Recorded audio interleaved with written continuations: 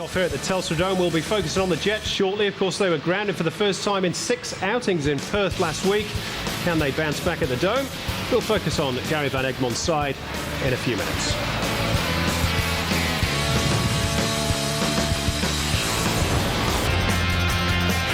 Milton Rodriguez through for Vaughan Coveney. What a strike! Now ball over the top. Vaughan Coveney's away. Valkanic's trying to keep pace. It's Vaughan Coveney! Wonderful goal!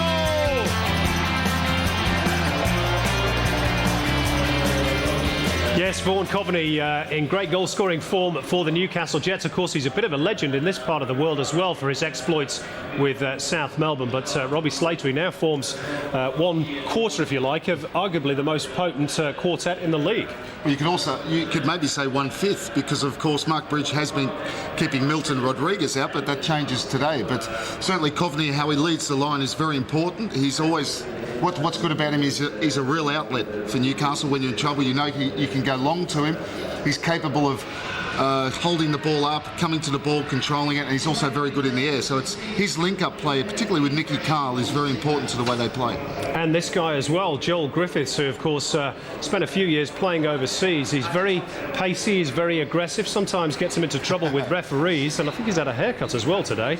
But he's equally important for Gary Van Egmont. Well, look, it's his all-action style that gives you that 2 red cards he's already had. This is one of those rather unluckily, I must say. But look, he's very important to the way they play as well. And you talk about that quartet. Of course, he likes to get forward. That's his natural way of playing. But he's been called on to do defensive things, and he's certainly been doing that. Indeed, good to see him back in Australia. I'm sure a future part of Socceroo plans as well, whoever the new coach may be. Let's hear from the Jets coach. In the meantime, Gary Van Egmont has been speaking again with Robbie. Well, Gary, first loss since you took over last week. What sort of effects that had on the camp? Look, the boys were very, very disappointed, obviously. We probably didn't have the greatest preparation last week. But the effort at training this week's been outstanding, and they're really up to play the league leaders. And here at the Telstra Dome, of course, a big crowd expected. Is there an intimidating atmosphere at this ground? No, look, it's always fantastic, I suppose, from Melbourne's point of view to have such a big crowd behind them.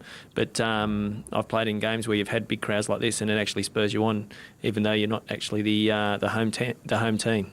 Any injury problems from last week, or maybe changes of formation? Andrew Durante succumbed to a calf injury, so Steve Eagleton will come in on the right-hand side and Jade North will go central. And I've preferred Milton this week to Mark Bridge. All the best today, Gary. Thanks very much. Yes, a slightly rejigged backline for Gary Van Egmont today, and really, Robbie, I suppose the performances of Ocon and Jade North here pictured on screen against Alsop and Thompson are going to be crucial as to whether the Jets can take anything out of this match. Well, it's one of the key battles, isn't it? And, Jade North playing centrally today. I think that's where his future lies. Of course, he does play a lot in the fullback positions, right or left-hand side, but I actually like him or prefer him in the central part. These two teams, of course, are arguably the best footballing sides in the entire league. And arguably. Well, yeah, I think a lot of people would say that. And the Jets, of course, we've talked about their front four and, of course, the Melbourne Victory strike pairing of Alsop and Thompson. If we look at this stat, it shows that these two clubs actually make up the top 4 individual players of those who've had the most shots on target, Robert. That is quite an amazing statistic, isn't it? Nick Carl there on top. No surprise to see Alsop and Thompson, but Nicky Carl, we talked about the need for him to score more goals, and of course he has been doing that. He's got 3 now. He's obviously been listening to us. He's playing well at the moment, is Nicky Carl. And of course he's part of the Newcastle Jets lineup today. Let's take a quick check on it. A couple of changes, as Gary Van Egmont indicated. Excuse me, Andy Durante out with that calf injury. He's also left Mark Bridge on the bench today, Robbie, and brought back Milton Rodriguez, which is not a bad replacement to have. It is, and look, I guess Rodriguez would have been disappointed to have been left out, but Bridge is only young. He's come in and done very well. We know about that volley he scored against the Central Coast, but he gets a breather today, and it's not a bad, as you said, it's not a bad replacement, is it? Steve Eagleton also returns. He's almost like the Steve Pantelides of the Newcastle Jets, I suppose, isn't he, Mr. Utility? Well, players hate that word, don't utility, but it does spring to mind. But with Andrew Durante missing, of course, Eagleton slots naturally into the right-hand side. And as I said, Jade North, I compare him a little bit to similar sort of player as Mark Milligan.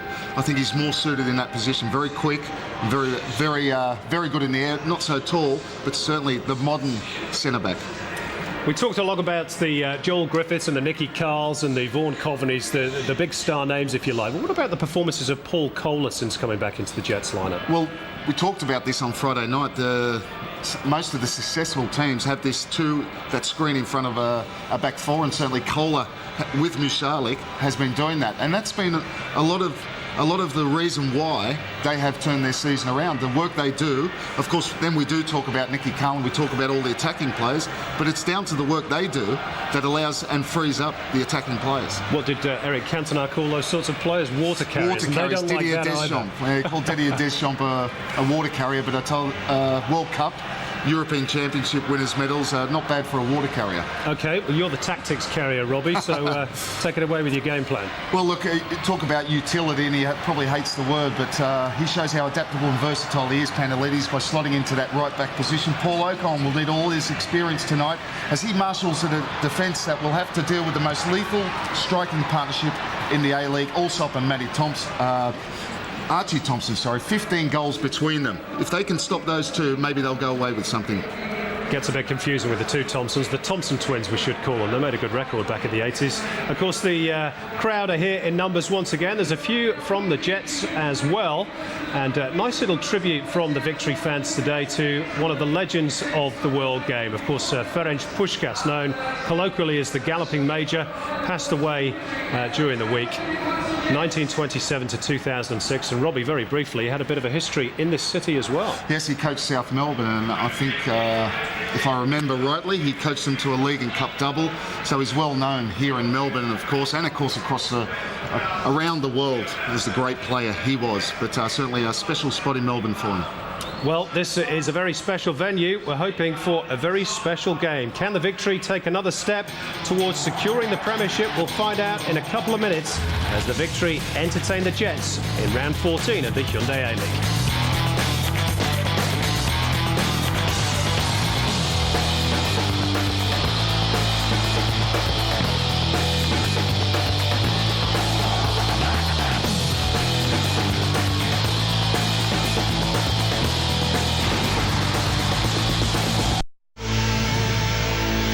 Final third of the season, and what a season it's been so far for Melbourne Victory. The Premier's plate appears to be a formality, and the roof of the Dome will surely be raised when that is accomplished.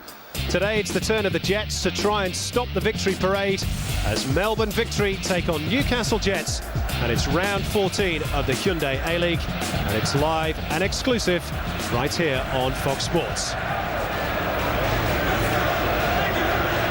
Well, it's always a fabulous atmosphere at the Telstra Dome. They're loud, they're noisy, and they love their team. And today they look for their 13th win of the season as the Newcastle Jets come calling to Docklands. Well, perhaps there's just a little glimmer of light for a team facing Melbourne today, though. Injuries has, of course, robbed Ernie Merrick, not only of Michael Theoklitos, but also of Daniel Piokowski and Kevin Muscat, and one or two in addition may still be carrying knocks from that bruising encounter with Queensland last weekend. So maybe just one or two positives for the Jets as they prepare to enter the Lions' den, that is the Telstra Dome. However, that's really along with the news that an Asian Champions League spot will have to wait, as bad as it's got for Melbourne all season. And you sense there's going to be some party here when the Premier's plate is finally delivered, as surely it will be. Even John Cosmina, the firebrand Adelaide coach, whose team is still the only one to lead Victory pointless all campaign, has conceded that the crown will be heading east at some stage over the next few weeks. And indeed, it's possible that could be confirmed when Sydney come here in a couple of weeks. Wouldn't the locals just love that? Milton Rodriguez with the headbands, broad smile on his face. He'll certainly enjoy this sort of atmosphere. And The Jets have been going pretty well themselves in recent weeks. Just that blip against Perth last weekend when they looked very weary in the first half after the long flight. And it's a big job on for Gary Van Egmont's team today. Archie Thompson is the captain of the victory for the 6th time in the absence of Kevin Muscat. Let's have a look at the team he leads. Well, it shows 3 changes from the side that started and defeated the Queensland Roar last weekend. No Simon Storey, Daniel Piakowski or Kevin Muscat. They're all out through injury, so back into the team come Christian Sarkis and Adrian Caceres, and Mark Burns makes his first start of the campaign. 2 changes for the Jets. Mark Bridge drops down to the bench to make way for Milton Rodriguez. Steve Eagleton replaces Andy Durante, who's been struggling with a calf problem all week and hasn't quite made it. Quick check on the replacements bench for Melbourne victory. Peter Gavalas is the reserve keeper in the absence of Theoklitos. James Robinson is the new English striker that signed during the week from local club Richmond. Alessandro weighs 18, the Brazilian, and Michael Ferrante is number 7. For the Jets, Ivan Nichevsky, the reserve keeper, Mark Bridge, 19. Stephen Auld is a defender, he wears 22. And the midfielder, Adam Dapuzzo, wears 13. Our referee today is Matthew Breeze. And the roof is closed, which should make for a fantastic noise. And with these 2 teams playing fantastic football for most of this campaign, this should be a fantastic game, but it's not got off to the best possible start. Take 2. It's Melbourne in their familiar all-blue strip, playing from right to left on your screen in the first half, and looking for victory number 13 of the season against the Jets. Early touch for Mark Burns, which he'll be pleased about, to try and get settled into the game after such a long absence from the starting 11 for Melbourne. But it shows really the depth of talent that Ernie Merrick has at his disposal, that he can bring in a player of the experience of Burns, whilst conceding that Piakowski in particular, and Storey of course, are big absentees. Nicky Carl trying to get involved in the action. Melbourne bring it away. And this is Christian Sarkis with a bit of room to manoeuvre. Fred had darted towards the edge of the D. This is Brebner. Now Fred, 3 white shirts around him, touched by Thompson off to Brebner. Danny Allsop has pulled wide. Ocon appeals for offside, not heeded. Allsop goes past one defender. Danny Allsop away and over the top by Fred. And Melbourne showing their attacking potency already. Well, showing exactly why they're sitting so far ahead on top of the table. Great movement from Thompson, Allsop and Fred. Kennedy only manages to parry this away. Gets lucky. Fred just can't get up high enough to get underneath it. And Allsop there complaining maybe that no one coming to the near post. But you saw the movement and maybe a little glimpse into what's going to happen on that right-hand side as Danny Allsop pulled off there. Sarkis is not a natural wide player, so expect to see Thompson or Allsop pull into that area, or maybe even Fred. Well, it's a good start by the victory. And one, of course, their vociferous fans almost come to expect these days. We've seen plenty of high drama at the Telstra Dome already this season.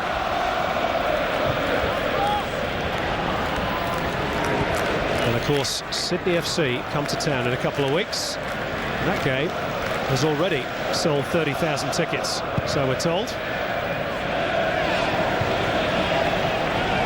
This is Rodrigo Vargas, who's been another of the success stories for Melbourne this season.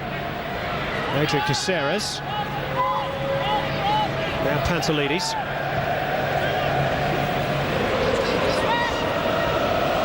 Archie Thompson. Finding Fred.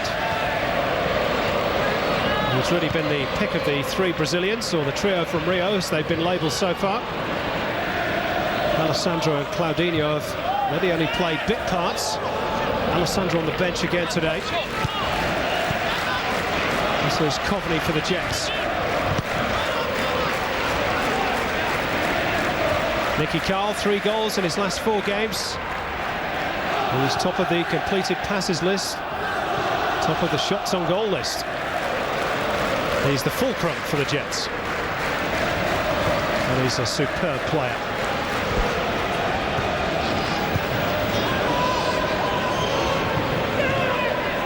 Brebner. Now Caceres. Three make their way towards the edge of the box for Melbourne, but the ball didn't arrive. Griffiths held up by Caceres.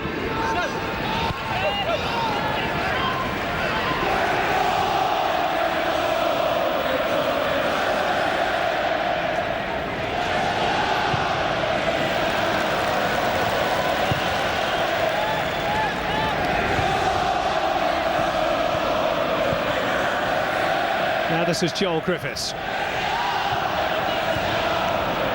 Exchanges passes with Vaughan Coveney. Into touch off Mark Burns. Well, aren't they just awesome, the Melbourne fans? The best in the country by a long, long way. In terms of numbers and in terms of noise. Now Steve Eagleton got in behind the Melbourne defence, and it's an awkward ball across the face of goal. Vaughan Coveney couldn't quite get there. It's retrieved by Rodriguez. Now Matt Thompson shakes off the challenge of Fred, and Thompson drives forward towards goal. And a positive move that by the Jets. Well, great positive play from Steve Eagleton. Gets around Pantelides. It's a cross in. Everyone misses it. Coveney very close to getting on the end of it. Matt Thompson with the follow-up shot just skews it wide.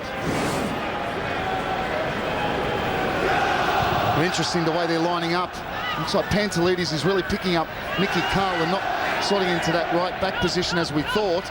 Really Melbourne playing with a back three with Vargas central. Layer right-hand side picking up Rodriguez and Mark Burns on the left-hand side. Maybe we should start calling Ernie Merrick the Tinkerman. The same way that Claudio Ranieri earned that moniker. Oh, he's had to tinker a bit, of course, today due to the injuries. There he is. Well, of course, a lot of managers, a lot of coaches like to keep their team very close to their chest, and certainly Ernie Merrick has proved that today. The side he put out on paper, certainly not what's started the match out there. In fact, very, very different. Thompson and Caceres on the wrong wavelength. Roddy Vargas goes the direct routes, which is always dangerous when you've got Danny Allsop, who tries to power his way through, and he was late on Ben Kennedy. Free kick the Jets, and Matthew Breeze will just check that Ben Kennedy is okay, because he was clattered into by Allsop, who in fairness probably thought he was entitled to go for the ball, but Ben Kennedy certainly got the worst of that. No, it was just clumsy. Wonderful skill, chesting the ball down and flicking over his head. Allsop just ran away from him, and I think he wants to pull out. So he's looking to go for the ball, and it's just clumsy after that. See, there's no malice. He had every right to go for the ball, but fortunately for Ben Kennedy, comes off worse. He goes for the ball, and it's just clumsy. He's a very big boy, Danny Allsop.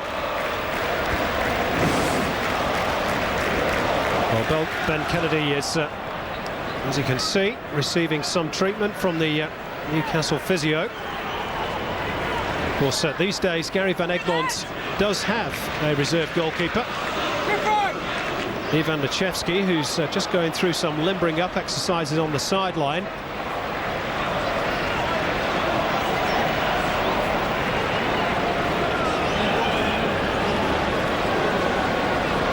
It would be a shame for the Jets to lose Ben Kennedy at this early stage, and you know, it might be his wrist, Ben Kennedy. I thought initially it was the follow-through on Kennedy's face, but it may be that Allsop's boot stamped on Kennedy's wrist, and that's the problem area. Now on his left hand, you can see clearly Allsop's studs coming right on top of that hand.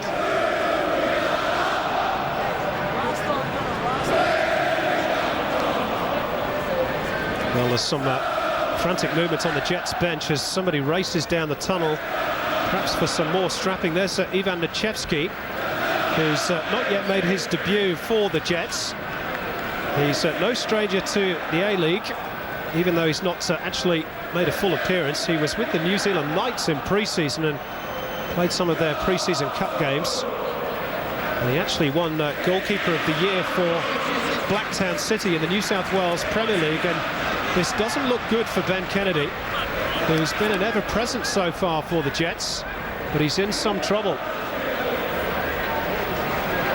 Doesn't look as though he may be able to continue, Ben Kennedy. This is another look at the incidents. And there's really no blame attached to Danny Allsop. There was no intent there to injure his opponents, but the follow-through has obviously caused some significant damage to the young Jets number 1. Hey, it looks all sorts of problems there, and it certainly doesn't look like he's going to be able to continue. Of course, on the goalkeeping front, Tajkovic, rumours of him maybe joining Newcastle in the next couple of weeks. Well, I think the member of the Jets staff that raced down the tunnel has actually gone off to get a splint. So it may be that there's a break in the wrist of Ben Kennedy. Obviously, we can't confirm that. Ivan Nichevsky is readying himself for his debut, but I think the way that they've wrapped the wrist up there in the shirt, just to give it some stability, would indicate that there is some sort of bone fracture. Might be straight out the ground, straight off to hospital for an X-ray. Very unfortunate, Ben Kennedy. It really has turned his season around. Struggled early on. Was thrown into the deep end in some respects. They certainly got better as the seasons wore on. I just wonder whether that's Ben Kennedy's season over. Obviously, we hope not. And if it is the case, then he should really be congratulated on what has been a fine start to his Hyundai A-League career. A confirmation that Ivan Nichevsky gets his A-League debut for the Jets. And Gary Van Egmond forced into his first change after barely 10 minutes.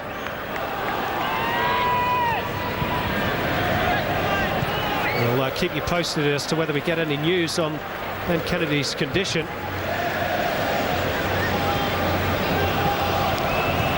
He's got a big fan base in the Hunter, Ben Kennedy. They won't be happy to see one of their heroes forced off the field of play so early.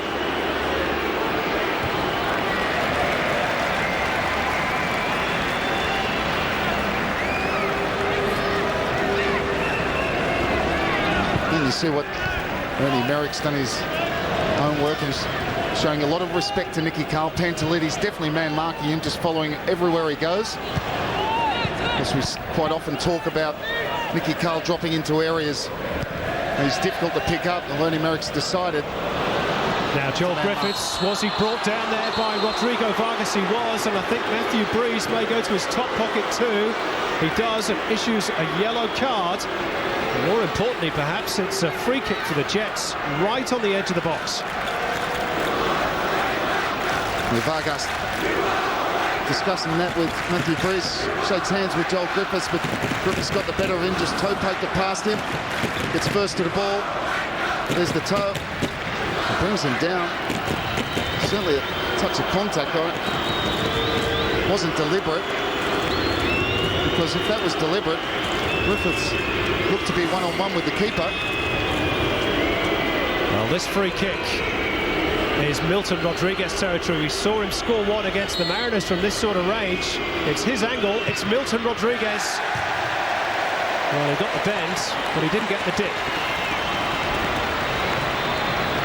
He got it up and over, but couldn't get it down. Just felt he didn't really hit this like he believed he was going to score. See his head comes pretty much straight up. Doesn't manage to get over it.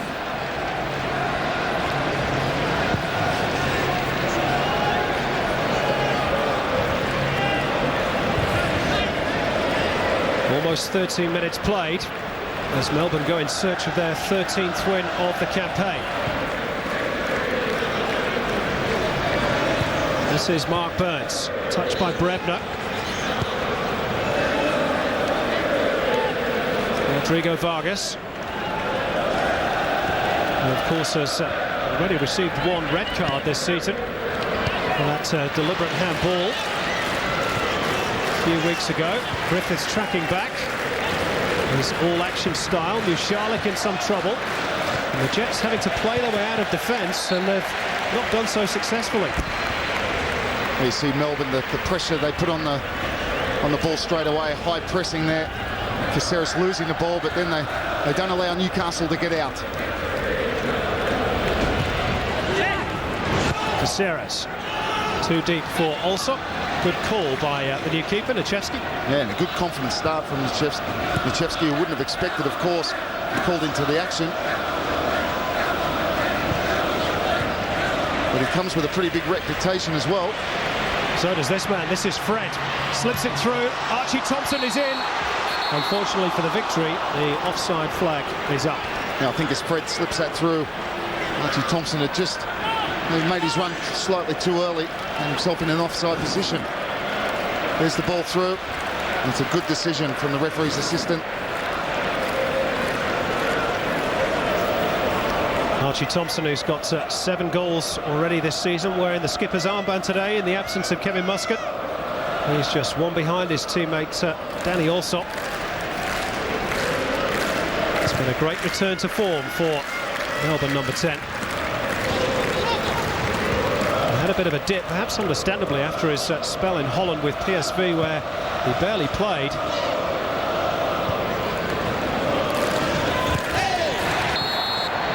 But Carl just unable to keep the ball in play. Vital for Melbourne that they keep this man quiet this afternoon.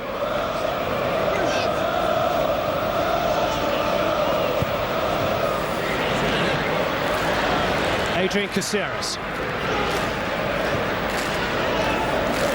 Brebner. Sarki's trying to create some space, goes to Alsop instead, and a foul by Ocon right on the edge of the box, in a very similar position to the foul given away at the other end by Rodrigo Vargas. A great movement from Danny Alsop and great feet. Controls it, takes it with the outside of the foot. Paul Ocon commits the foul. No yellow card. To be fair, you can't see much difference with that, and was possibly even more clear-cut than Vargas's at the other end. Yep, that should be a yellow for my money. Superb quick feet from Danny Alsop.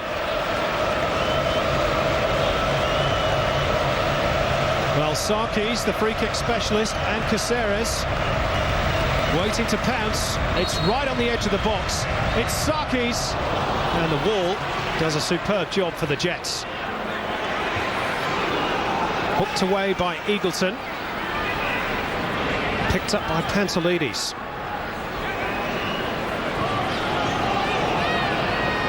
Fred's touch. Now Brebner spots the run of Thompson, but there's too much on it. Well, Christian Sarki's found himself on the ball in great position. Couldn't get the ball up and over the wall. Wall doing its job, as of course. Christian Sarkis does practice set pieces at training for hours on end, we hear. Jade North it was that heads that away. We're still waiting to see one of Sarki's free kicks hit the back of the net. Well, 150 a day, he tells people he practices. Practice makes perfect.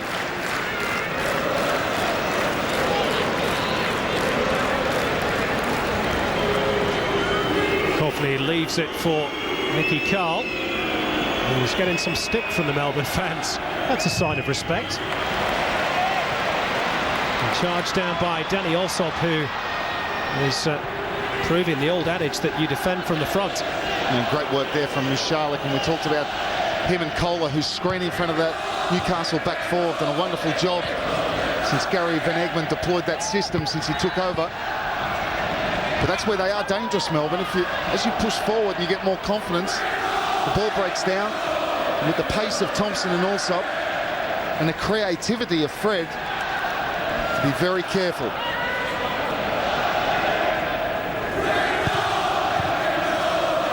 Carl's attempted pass comes back off Mushalik and goes in Melbourne's favour. Alsop tries to link up with Thompson. Jade North is covering. Eagleton to Griffiths. It's all very tight. And again, the Jets are forced into conceding the throw-in. And ball against Griffiths.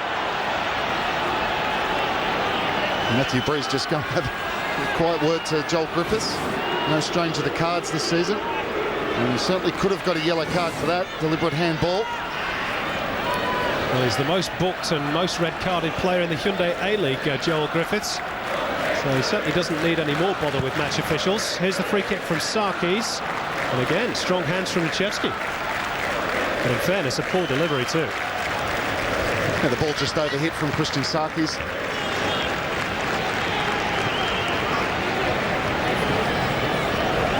But Nicky Carl got an interesting game ahead of him. He's man marked by Steve Penelides there on the ball. He's going to have to move a lot to try and shake him. It's always frustrating when you're man marked.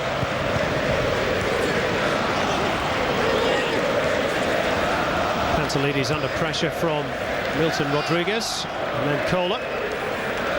I guess that's one of the ways that Nicky Carl can get involved, as Pandelides joins in the play when they're attacking. The ball breaks down. That's where Newcastle have to look to find Nicky Carl directly. Well anticipated by Steve Eagleton, and the Jets could launch a counter here. Coveney's herring his way into the middle if Griffiths can find him. Well, good work by Mark Burns. Yeah, Joel Griffiths just found in good position now on the right-hand side. Just have a go at Mark Burns. Now space for Alsop to run at Ocon, who held him up well. And Joel Griffiths free on the right-hand side. Melbourne caught a bit unawares. Oh, little chip from Joel Griffiths. And Galekovic was backpedaling furiously. It certainly was. I don't think it was going in. Galekovic wasn't to know that. Great awareness from Joel Griffiths. So he's just trying to flight that to the back post. Chip the keeper. As you can see, it wasn't going in, but it was a very good attempt.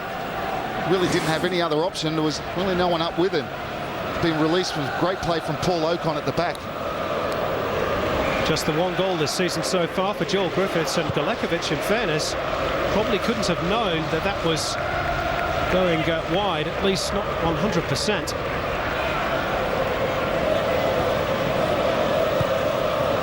Nick Carl, little dink over the top. Well anticipated by Vargas.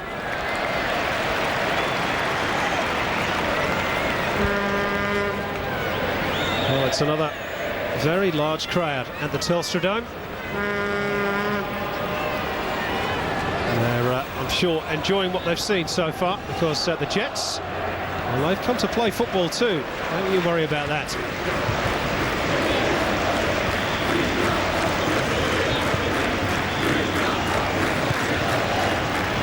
Carl's ball too far for Griffiths.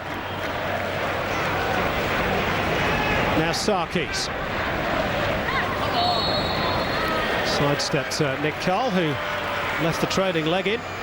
Free kick Melbourne.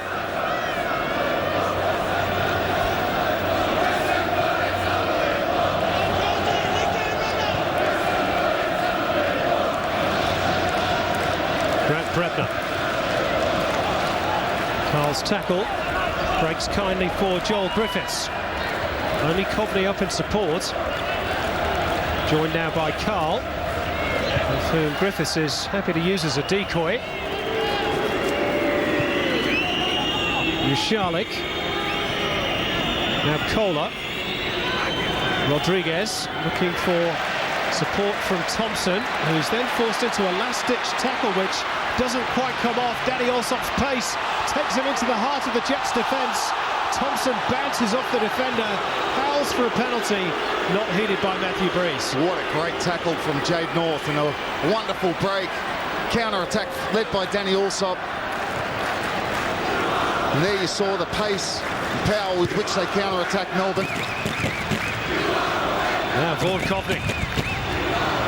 Griffiths darts into the box. Oh, and just couldn't get on the end of that cross from Vaughan Coveney. There's some good stuff being played by both sides at the moment. Now Carl attempts the back heel.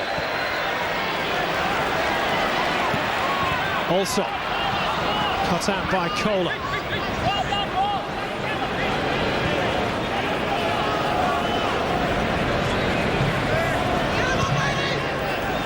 Ocon's ball for once is wasteful.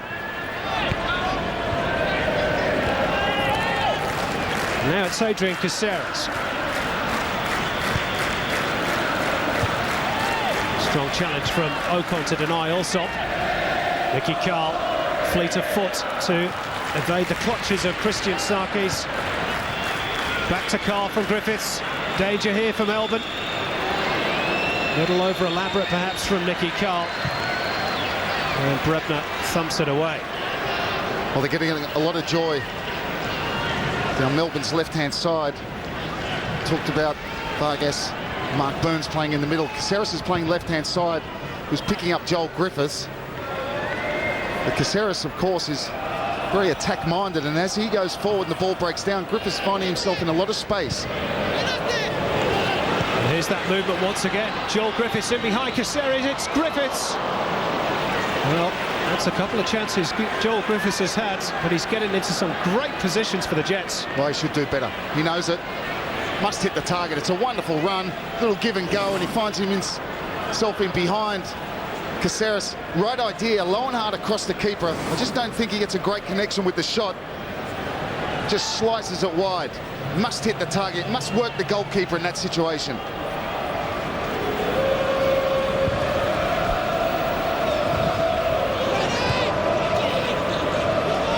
25 minutes played at Docklands. It's been a fascinating opening period. The only downside really, that injury suffered by young Jets keeper Ben Kennedy. Here's Joel Griffiths with another sighter on goal. Well, he's had a few. He's got every right to pull the trigger from there. Really didn't have much in front of him. But Eagleton to his right. It's power behind the shot, but just comes off the outside of his boot. Well, he looks in good touch, Joel Griffiths. Mark Burns talking with Ernie Merrick. Griffiths gets back in. He's getting a lot of space on this Queensland left-hand side.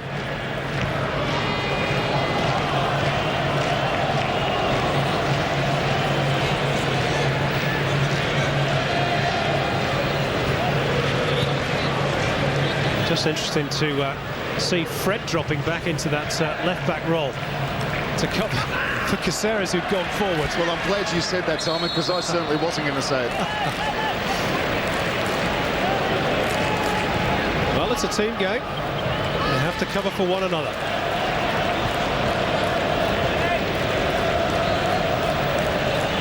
Now, the Jets have had 5 shots to Melbourne's 2 so far in this game. Right, Gary Van interesting enough in itself. Yeah, sorry, Simon. I think Gary Van Eyck might be delighted with the start his side's made. They're positive, not sitting back and just soaking up the pressure. When they get the ball, they want to break. And of course, why wouldn't you? Talked about that quartet up front.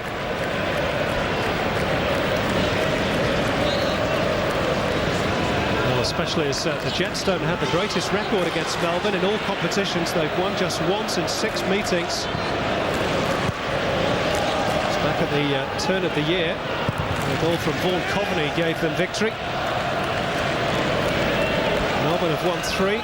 There are 2 ended in draws.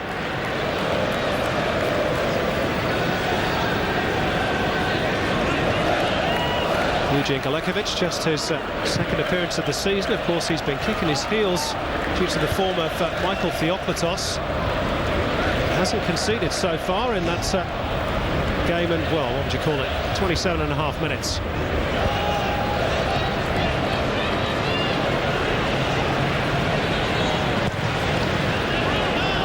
Matt Thompson.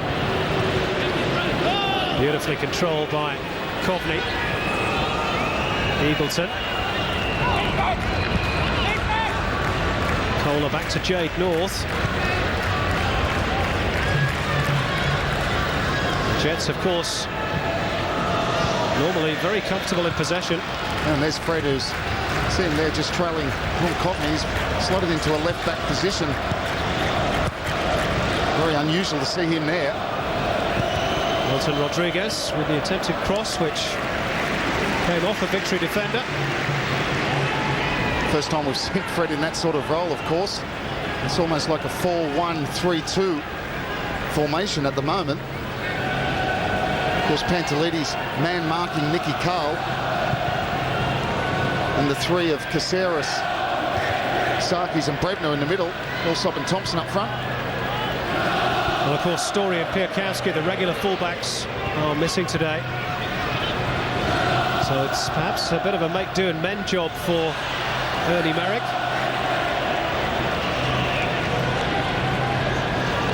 Maybe they're job sharing, Caceres and Fred.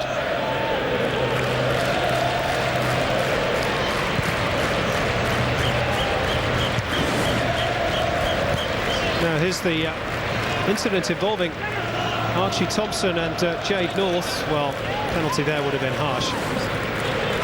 Well, certainly no penalty, but I just wonder the run from Archie Thompson that brought Jade North into that area, because Danny Allsop broke. Actually, Archie Thompson came and crowded the space.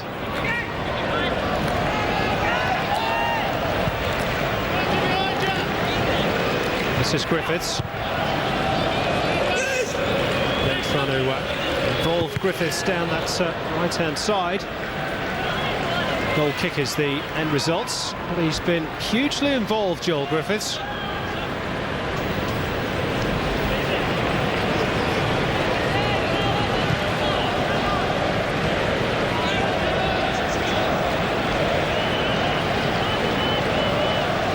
Just a quick look on the possession stats. Melbourne 54% to the Jets 46. Well, we see now Caceres has been moved to the right-hand side. And Ernie Merrick certainly keeping us guessing up here what he's doing. Fred's still in the left back role, so Caceres playing as a right wing back and Fred is a left wing back. What do you make of that, Simon? Well, as I said previously, he's the Tinkerman. I suppose in one respect it shows the confidence he's got in his players to be able to play different roles. Just not sure whether Fred's best position is left fullback. Well, we know how creative he is. Attacking flair and many assists this season. And goals as well. It's a very much different job on hand at the moment.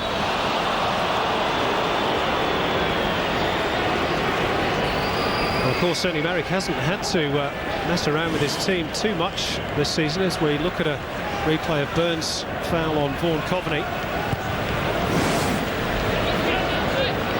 Free kick has been taken very deep, finding Jade North. Now Kohler. And so far, whatever the shape of Merrick's defence, it's doing the job. And has done so again because Joel Griffiths is caught offside. It must have been close, but just coming back from an offside position as he looked to run forward and then check off. And he sees clearly offside.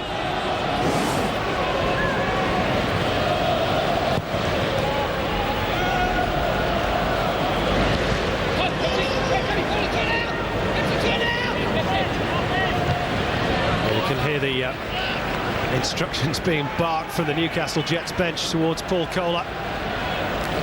Gary Van Egmond and Mark Jones, the new coaching team. And of course, Van Egmond has been promised if he does manage to get the Jets into the four by the end of the season, he'll get the job permanently from Cole Constantine. No foul by Sarkis on Coveney. News from the sideline as Steve Eagleton turns away from Archie Thompson that there may well be a change imminent for Melbourne. Alessandro is stripped and ready for action. Well, I'm not sure if Fred just looks like he might be struggling out there. Seems to be limping. Not entirely comfortable.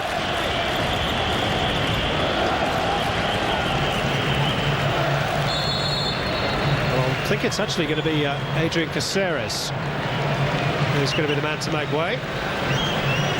So maybe Ernie's listening to us. Not that he should take any notice of the likes of us. Well, of course, it now allows Fred to move back into his more accustomed position on the right-hand side of midfield, or just in behind the front two, as he so often drifts into those places. And of course, Alessandro, natural left back or left-sided player, and of course, very popular with the Melbourne crowd.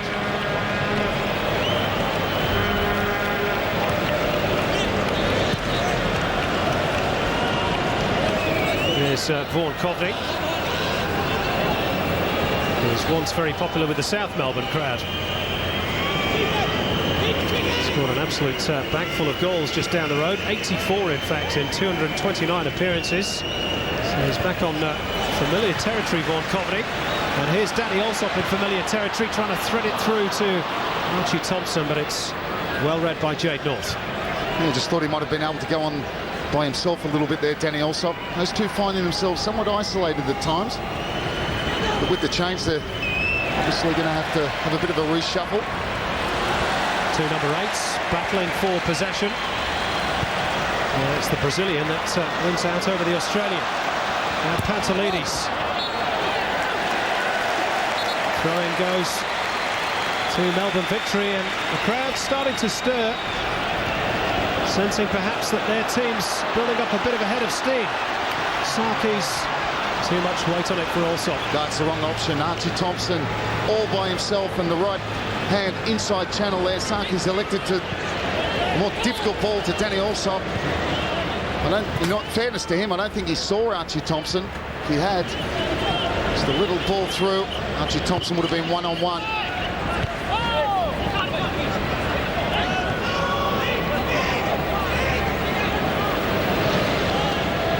10 minutes to go to the interval. The score sheet is blank, and it's been a gripping encounter. Some great football played at times by both teams. That pass certainly wasn't one of those moments. Here's Danny Allsop peeling away to the left. Alessandro is steaming forward in support. And again, the pass is too much on it. Archie Thompson just, I think, still talking about that ball where he should be played. See Archie Thompson on the right-hand side, inside channel. In fairness, I don't think Saki saw him, but that was certainly the ball to play. Well, they're cranking up the noise levels inside the Telstra Dome, and of course with the roof shut, it's for a wonderful atmosphere.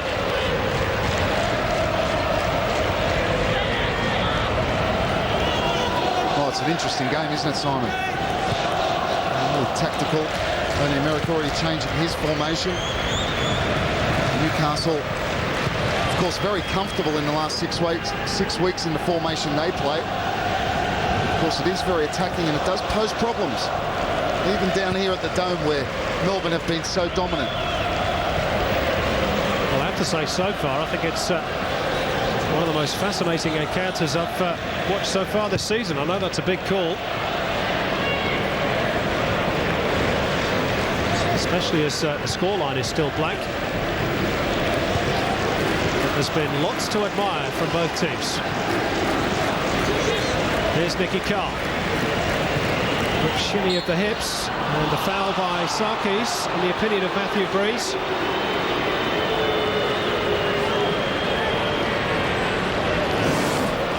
And again, they won the ball. It was Nicky Carr, and one thing on his mind is that's driving at the Melbourne defence. In fact, it was Pantelides who was the sinner. Here's Steve Eagleton for the Jets, who've certainly not been overawed by the visit to the league leaders. Eagleton just keeps it in. That's easy enough for Eugene Galekovic. Pacey fullback is Steve Eagleton. Loves to get forward. Join in with the attacks for the Jets.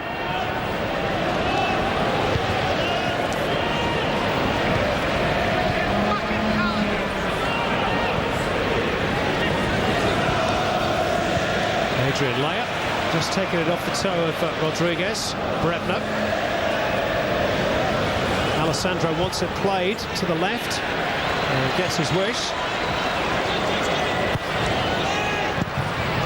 Not the Brazilian's best delivery. Maybe his compatriots will give him another go. Cut out though by Griffiths.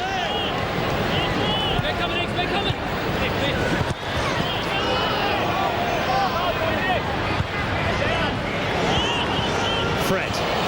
Lovely skills by the Brazilian. Manages to get it through as well for Danny Allsop. And Fred continues the run. And in the end, Eagleton is forced to put it behind for a corner.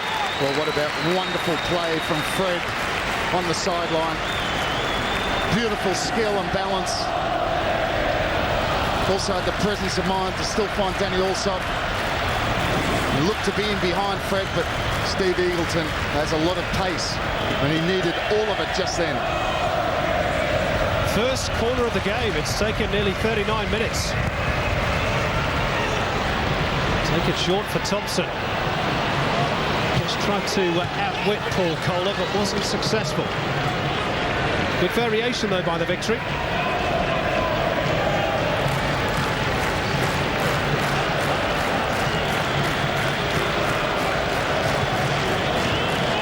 Now, Alessandro.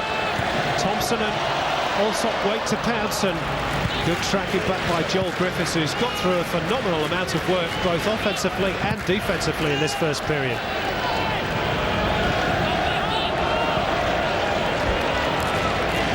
Well, it's a wonderful tempo to the game, isn't it? It's a cracking game of football. And that's a cracking ball too. Thompson hooks it back.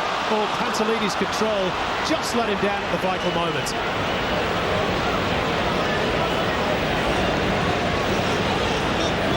Here come the Jets through Carl.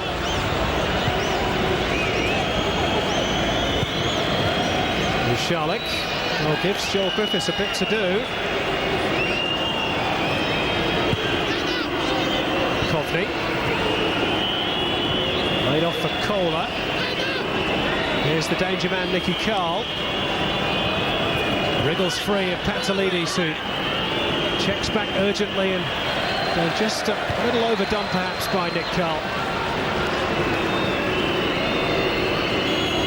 Thompson. Easy for layup. And now space for Thompson. The Archie version, that is. Gate. Quickly snapped shot, though, by Paul Kohler.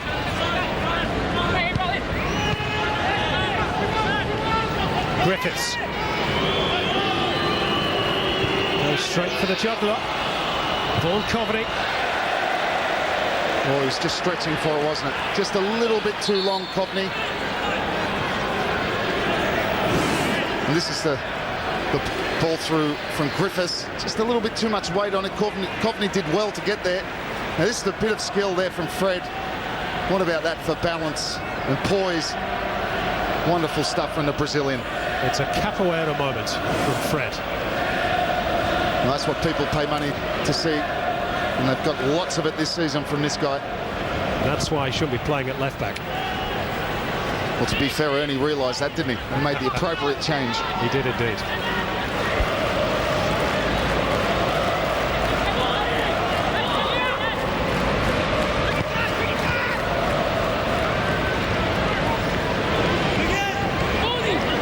Stuart Bushalik in possession for the Jets. And again, good vision to pick out Vaughan Coveney, but there were 3 blue shirts around the New Zealander. Well, he just found himself very isolated there, Coveney. And 3 blue shirts around him. Burns and Vargas coming across. Ball was bouncing awkwardly.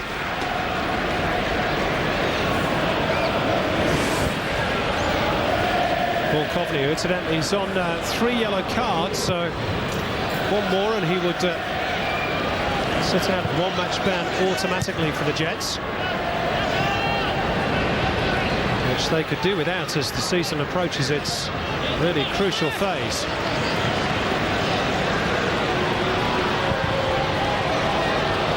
Lechevsky will just watch that one float harmlessly behind from Adrian Leyer. That's Adrian Leyer. First time we've seen him get forward, playing on that right-hand side to cope with Milton Rodriguez. Of course, a centre-half by trade, really. And that's what you saw there with the attempted cross. He's only ever scored 1 goal in the Hyundai A-League, Adrian Leyer. That was against the Mariners last campaign. Even defenders occasionally like to get forward and contribute.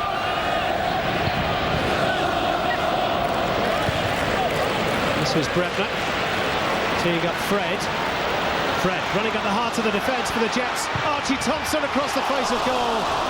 And Danny Allsop couldn't get there to apply the finishing touch. Well, that's where they're so dangerous. When Fred picks up that ball, when he's between the midfield and the defence, and he's able to run at the defence and pick out Thompson, and Thompson, a very clever run there. Allsop went the other way, picks him out. He's not shooting, he's just whipping this across the face of the goal. And Steve Eagleton was very wise to let it go past.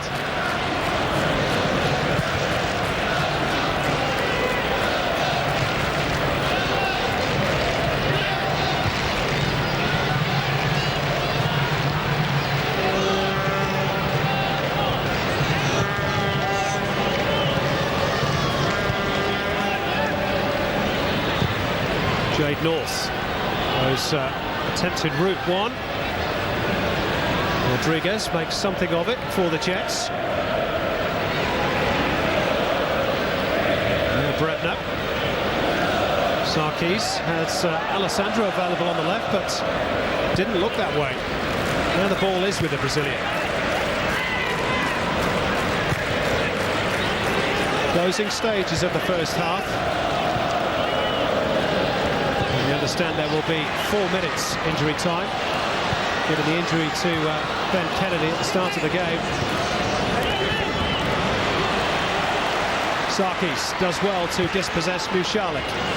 Square for Brebner. Rather telegraphed that one towards Archie Thompson.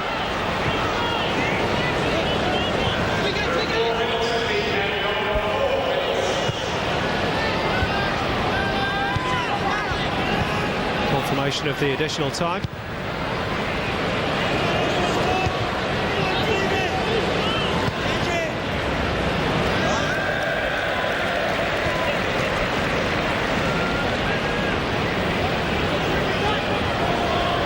Well, Asian Champions League, this is what you're missing out on next campaign.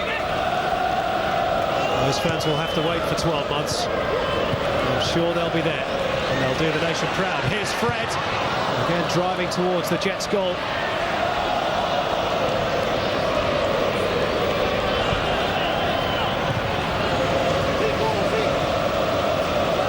Now Paul Kohler. Milton Rodriguez, good tackle by Adrian Leia.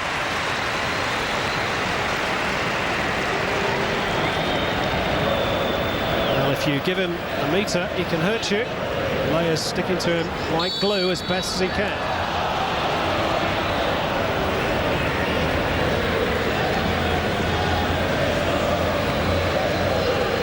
Can the Jets fashion something from this set piece? They've had 1 or 2 half chances, as have Melbourne. Nothing more. Coveney's header really finds Brebner. Alessandro to Sarkis, and then Brebner pumps it forward. Alessandro continues his run. He's in behind Jade North. Real chance for victory. Great save by Nichevsky. Best chance of the first half. And the Jets are grateful to their replacement goalkeeper. Yeah, what a chance right on the stroke of half-time. Had 2 options as he went through. He fashioned a chance for himself. But he had Archie Thompson maybe to play in. But he's got every right to go for goal. But what a great save, and what an important save that maybe be on Nichevsky. Melbourne finishing the half on a high. Danny Allsop wins a corner. Well, it was just a long ball through. Jade North coming across, maybe better play the percentage game there, but he gets the lucky bounce. Alessandro goes to chip. He stays big, Nichevsky. He doesn't go to ground too early. That's a wonderful save. Alessandro can't believe it. That's great goalkeeping. Probably the final opportunity of the opening period. And again, it's obviously something that's been worked out on the training ground, but perhaps not well enough. Yeah, it's wasted. Last seconds of the first half, just get it in the box. Don't complicate it. Time ticking away. But what an intriguing first half. Both sides playing good football, a lot of movement. it's been great. Thoroughly enjoyed this game of football so far.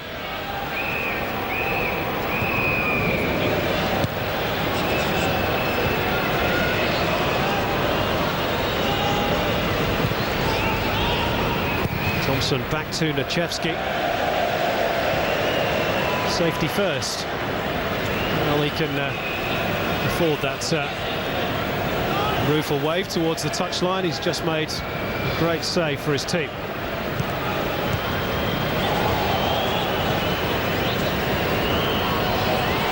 This is Joel Griffiths.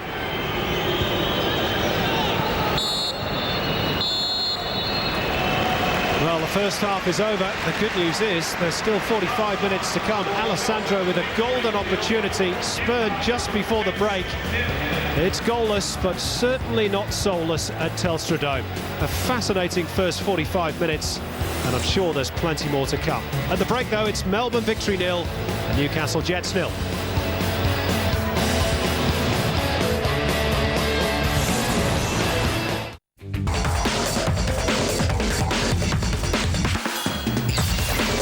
Well, no goals between Melbourne victory and the Newcastle Jets in the first half, but there's been plenty of entertainment, and I'm sure as the visiting side to the league leaders, Gary Van Egmond is very happy with his team's display, and particularly that of his replacement goalkeeper Ivan Nichevsky, who, if you are just tuning in, replaced first choice Ben Kennedy. After just 10 minutes, he's gone off with a wrist injury. The half-time stats from the Telstra Dome, well, possession 50-50. And I think that probably tells the story of the game. It's been riveting to watch. Time in opposition half pretty evenly split as well. Just 2 corners in the game. 1 offside apiece, 9 fouls, and just the 1 yellow card, which went to Rodrigo Vargas of the Melbourne victory. And here are attack stats. 5 shots from the victory to 6 from the Jets. Same stats in terms of balls in the penalty area. Just 1 shot on target. That one by Alessandro, and just 1 save. That one that we just showed you from Ivan Nichevsky. Well, Jeffrey Clays, of course, this week announced he was leaving Melbourne victory. One of the most popular players in the first season of the Hyundai A-League for these wonderful supporters, and he's getting a richly deserved round of applause as he goes around Telstra Dome. Well, so far, no goal for Joel, or anybody else for that matter, but it's been very entertaining first half at the Telstra Dome, and it's 0-0 at the moment between Melbourne victory and the Newcastle Jets. Gary Van Egmond has lost his goalkeeper, but so far his team hasn't lost a goal to the league leaders, and they've fashioned a good few chances themselves. Melbourne fans, who of course make up the vast majority of the crowd, are certainly enjoying themselves. They passed the 200,000 mark today for the season, and according to our research, they're only the second club so to do in Australian domestic football, following in the footsteps of Perth Glory back in 1998-99. So congratulations to the victory and of course their fans. And they'll be hoping to see their team lift the Premier's plate in a few weeks' time. And I'm sure the man to lift that trophy will be the man who's now talking to Robbie Slater, Kevin Muscat. Well, Kevin, you're watching the game. Newcastle have come here and really having a go. Yeah, to be honest, I think I've been impressed with them. They've come here. We knew that they'd have a go. They need to get maximum points here today. And over the last 5 or 6 weeks, I think they've played some decent football. And here again tonight, they've played well. What about your injury, Kevin? Where are you back next week?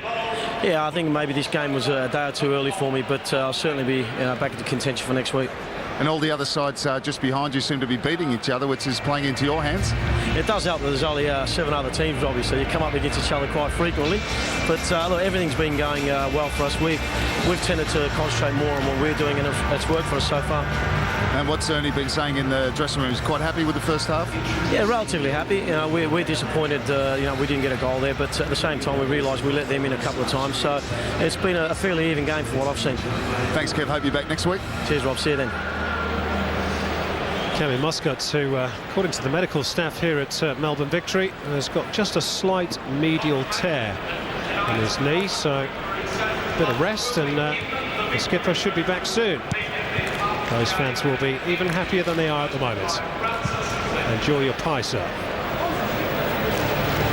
Must Must be selling a few of those, given our average attendances this season. Merchandising sales, no doubt the biggest in the league.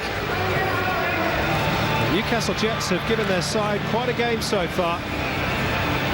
Two teams intent on playing good football. And it's too close to pick a winner, certainly at the moment. The Jets, of course, have playoff ambitions of their own. They got there last year under Richard Money. Gary Van Egmond desperately wants to get there and get the job as coach permanently. And he's got plenty of talent at his disposal to do the job. There is the man known as Dutchie.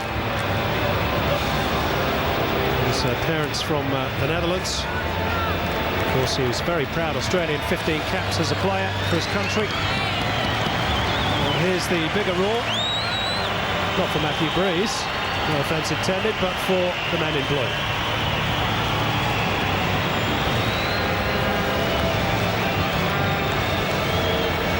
Eugene Galekovic, who, as we said in the first half, is yet to concede a goal since taking over from the injured Michael Theoklitos. He'll hope it stays that way. He'll want to retain his place. And Fred will be hoping to do a bit more damage at the other end of the park. Real South American flavour about today's proceedings at Telstra Dome.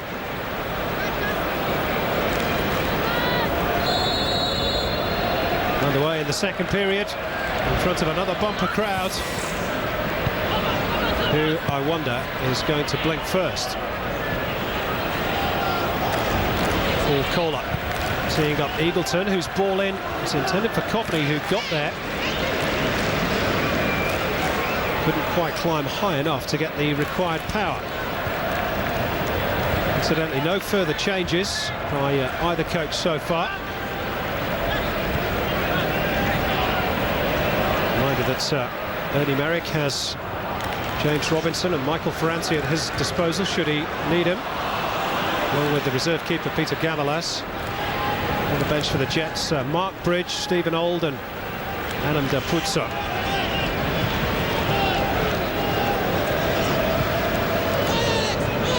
This is Alessandro. Well, that's most un-Brazilian-esque, if that's the correct word. Even the South Americans occasionally miscontrol the ball. And Alessandro had a little chop there at Joel Griffiths, and Matthew Breeze is going to have a word with one of the trio from Rio, who's very earnest in his apologies to Joel Griffiths.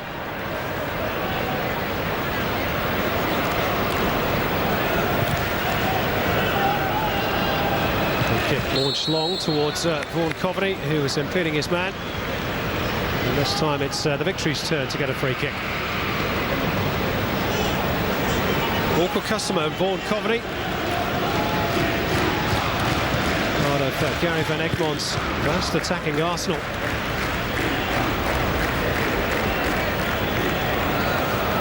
Because it's at the other end, at least in the early part of the season, that the Jets had their problems. In fact, it was a defeat against Melbourne at Energy Australia Stadium, which finally confirmed the departure of Nick Theodorakopoulos. Danny Allsop scored both the goals that day. In front of the Jets' lowest crowd of the season, but they've barely looked back since. And here they come through Paul Kohler, who again looks for the aerial threat of Coveney until Galekovic's intervention. Now Danny Allsop.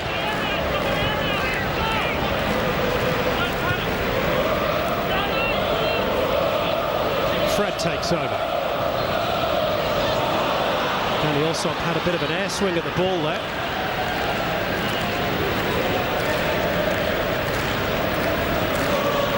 It's back with Kohler for the Jets as we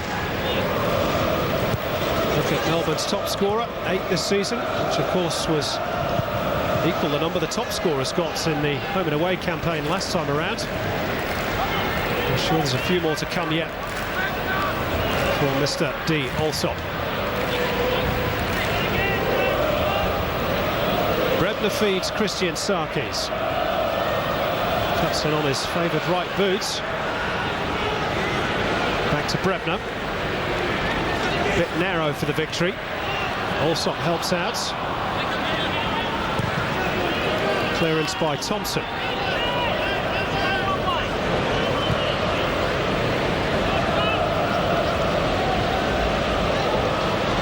That's the first of 3 very big games coming up for Melbourne Victory, in which surely the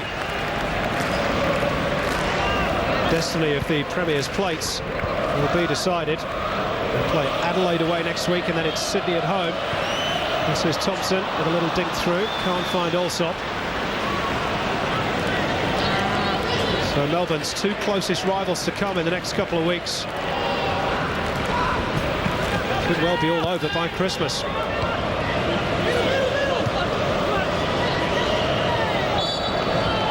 I think you could say they've done a Chelsea this season. Of course, Chelsea not doing that this season in the English Premier League, of course, and they play tonight, Manchester United against Chelsea.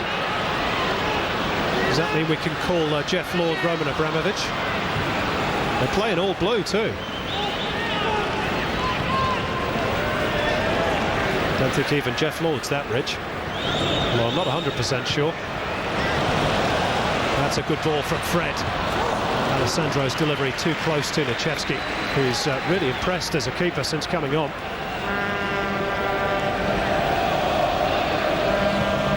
Grabbed his chance with both hands, both euphemistically and literally.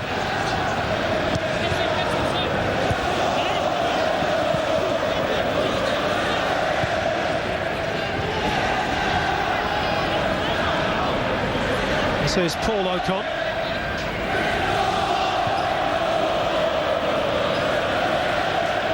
Thompson. Interesting article on Paul Ocon in the local paper today, saying he misses some of the European football culture. He'll be pleased to be playing in this stadium today. Remind him of his days back in the old part of football's traditional heartlands.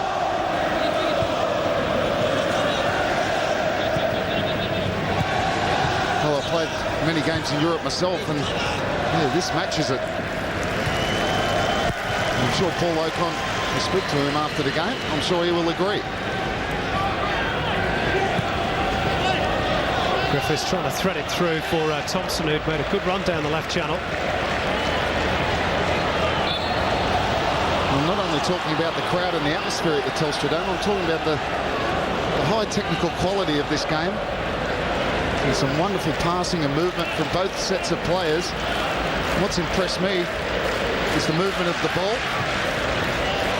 Quick touches, control, move the ball. Alessandro combining with his compatriot Fred. And Brebner.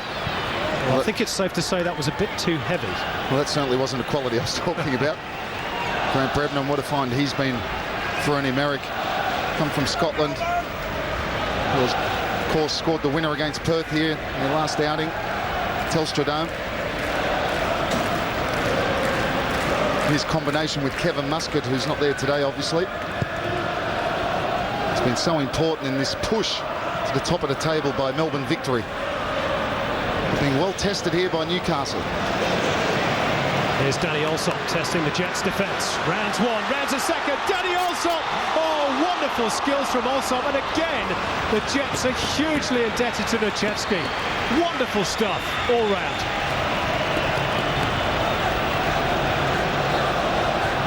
Now the Jets could have a counter of their own. Milton Rodriguez. Support from Griffiths on the left and Comedy in the middle. And he goes for goal. Wasteful. That's a long way out. It's a shot all wrong. We had the option. Joel Griffiths just on his left-hand side, but what a run by Danny Allsop. Goes around Paul Ocon, around Eagleton, and that's good goalkeeping again from Nichevsky. Makes himself big again, doesn't go to ground, but the pace and skill of Danny Allsop. About revelations of the season, he's certainly been one. Melbourne again showing how dangerous they are. Alessandro trying to go around the outside, but Steve Eagleton stood his ground well there. Well, I hope you're enjoying this as much at home as we are inside the stadium. There's some high-quality football being played by both teams.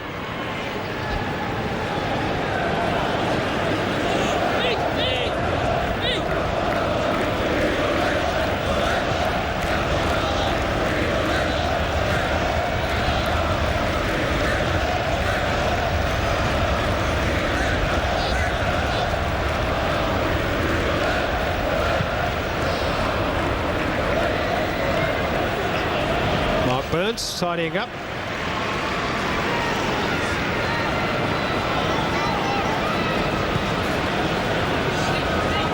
This is Steve Pantelides. Layup forced backwards by Milton Rodriguez. Lakovic's clearance. Archie Thompson just peeled off there.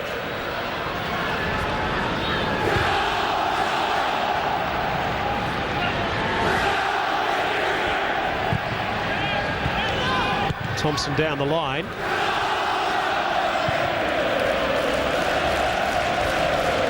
Well read by Rodrigo Vargas.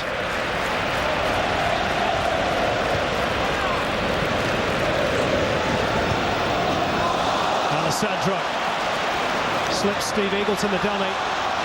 Credit to Eagleton, he tracked back, but he's only put it into the path of Fred. Round one player, and again Nichevsky comes to the rescue. Well, he's so quick off his line. Wonderful interplay from Alessandro and Fred, the two Brazilians down the left-hand side. But Nichevsky was equal to it. Melbourne just showing signs that maybe they've gone up a gear. Here's the play. Wonderful flick around Eagleton from Alessandro. He then goes for inside. He loses the ball, but Fred's quickly onto it. Goes around Ocon, and there's Nichevsky.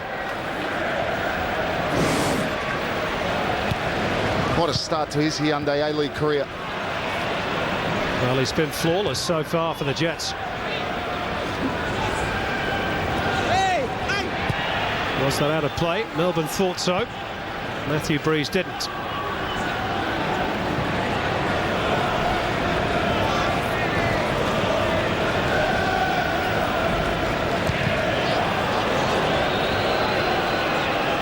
Nichevsky showing he can control a football as well. He's got the lot.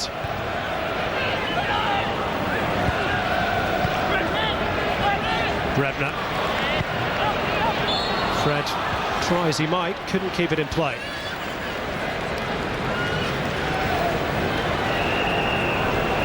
Ernie Merrick just making a tactical point or two perhaps.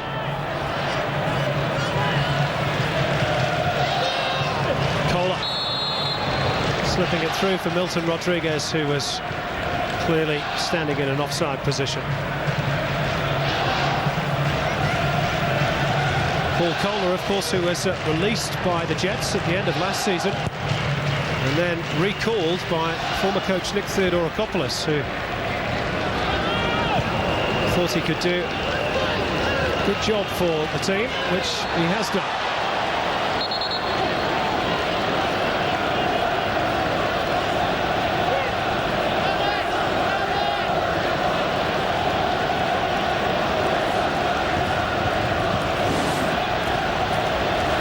Question that was a foul by Milton Rodriguez. Just had hold of Adrian Leah's shirt.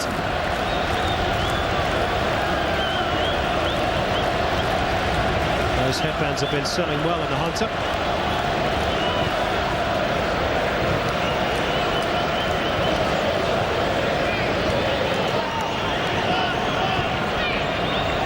Now it's with Sarkis.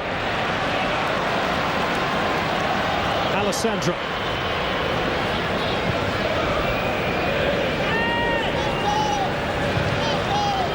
Pantelides lets it run towards Danny Allsop, Archie Thompson, and it was a clever move, and only the intervention of Paul Ocon now saves the Jets from falling behind.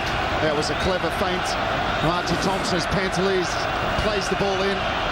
First time Archie Thompson knows that Danny Allsop's made the break through the middle, but Paul Ocon was aware to it. Corner taken short. Also back to Sarkis. Climbing highest was Jade North.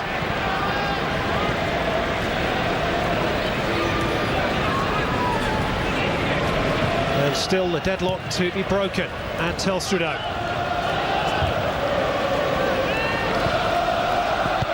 We're 90 seconds shy of the hour mark in Melbourne. The league leaders being held by the resurgent Jets.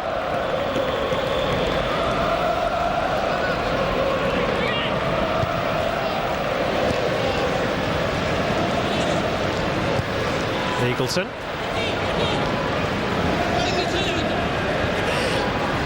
Nicky Carl, who's being shadowed wherever he goes by Steve Pantelides.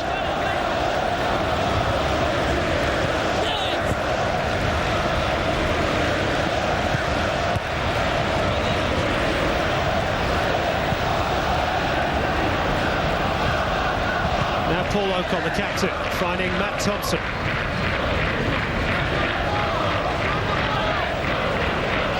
Fred doing defensive duties, as he did on the left-hand side of the back line for much of the first half.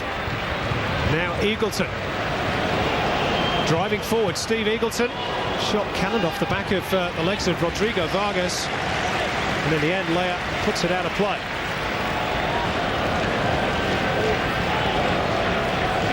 Well, the crowd doing their bit for Melbourne, as they always do.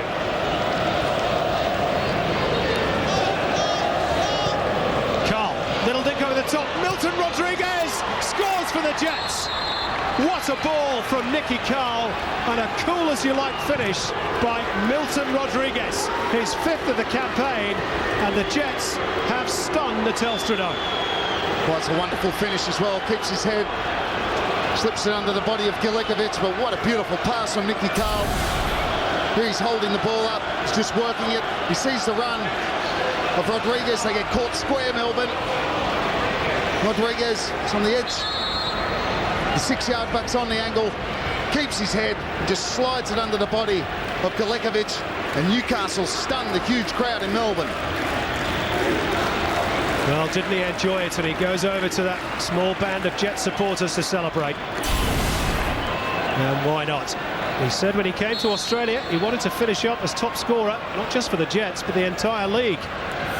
Well, that's number 5 for the classy Colombian. And he's only 3 short of Danny Allsop now. Well, a goal you fancy just had to come from somewhere in this game. It's the Jets who provided it. Now it's the goal scorer conceding the free kick. But those combinations between Milton Rodriguez and Nicky Carl are something to behold. That's, well, the hero has turned to villain. In the space of 60 seconds, he's got a yellow card for not retreating the full 10 metres. Well, he timed his run to perfection, and to be fair, Nicky Carl's found him beautifully. Great awareness. You'd see him just glance over his shoulder as he's protecting the ball and just slipped it through, and Rodriguez found himself one-on-one. And he could have had the finish as well.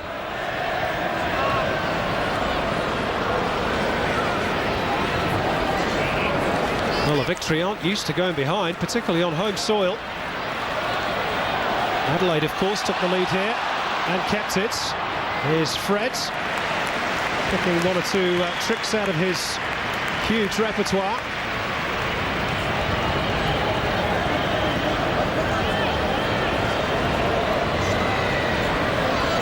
And the league leaders are going to have to come from behind if they're to take something from this match. Pantelides. Well, it was worth a try, even though it was a long way out. It's his first touch that lets him down, Steve Pantelides. Let's have another look at the goal. Ball played back from Rodriguez, and you see how they just get caught square there. Nicky Carl finds Rodriguez, and he has the finish. Protects the ball, looks up, clever run. Stuns this Telstra Dome crowd. Well, it was no more than a pitching wedge, wasn't it, from Nicky Carl, in golfing phraseology.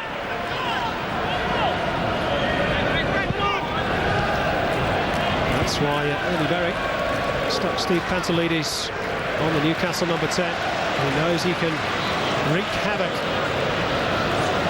Here in Melbourne trying to get on level terms, and Alessandro made a good run on the outside of Sarkis.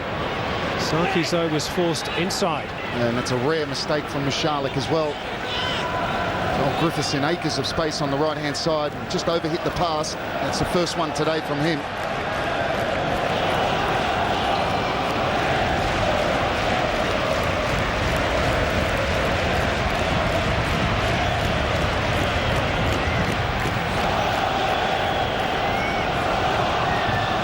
Good ball slipped through by Sarkis, helped on by Thompson, back towards Archie Thompson, and it was Matt Thompson who was across covering to protect the Jets' lead.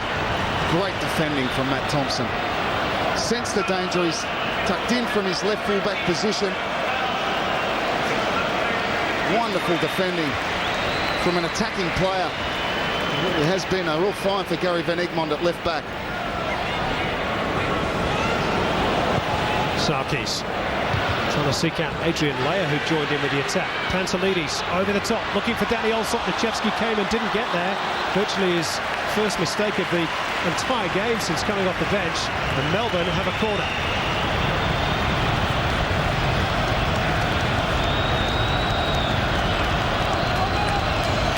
Which has been greeted with a thunderous noise from behind that goal. They're not used to their team from being behind, I should say. Sarkis' corner, it's a deep one, maybe too deep. Picked up by Alessandro. Fred's back heel. Couldn't quite come off. Alessandro's working very hard down that left channel. Carl. Coveney having to hold off Danny Olsop, the two number 9s, two heavyweights if you like. This was well, a good old-fashioned shoulder barge, apart from the shirt tug at the end.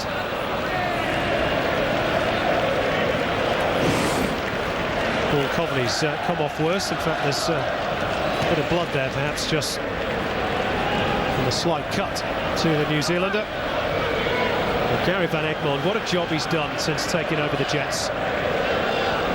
Lots still to do, of course, but only that defeat against Perth to blemish his record. And he's kept the Jets in contention for a top 4 spot. They lead the league leaders. Paul Coveney actually turned away from goal, and there's a bit of space around him. But he has won the corner.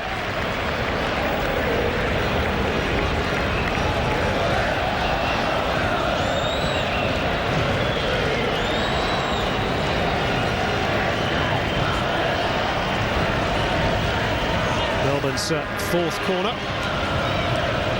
Newcastle Jets, well, this is their first.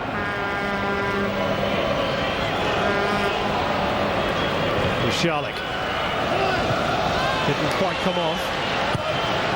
Sarkis thumps it long. Eagleton should get there for the Jets. Incidentally, I can tell you that Ernie Merrick is going to introduce James Robinson in a few moments. Christian Sarkis, we're told, is the man who's going to make way.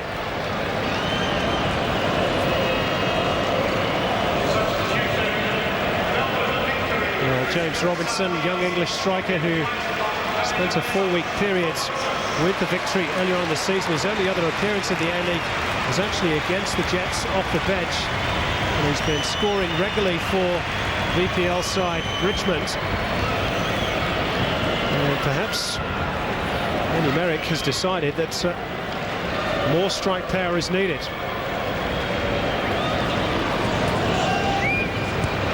So Robinson on for Sarkis. There's the Victory. Try and chase this game.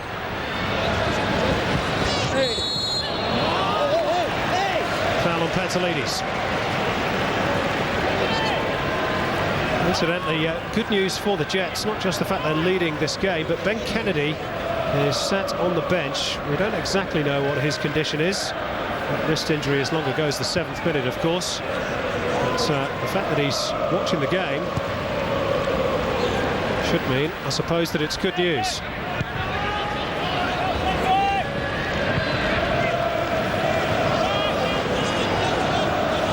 This is Vargas. Adrian Leia steaming forward, but Lechevsky again comes and claims and gets a bit of a thump for his troubles from Adrian Leia, who, in fairness to him, holds his hand up and apologises. Lechevsky making the decision to come off his line. That's a good one. He doesn't want a yellow card, Adrian Leia. He's got 6 already this season. One more than Joel Griffiths, who beats him with 2 reds.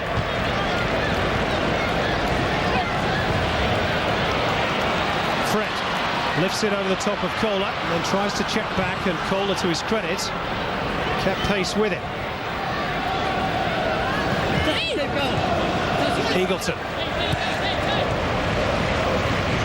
Carl, very tightly marked, but he still manages to get the pass away. Coveney sets off on a run. Milekovic anticipated it.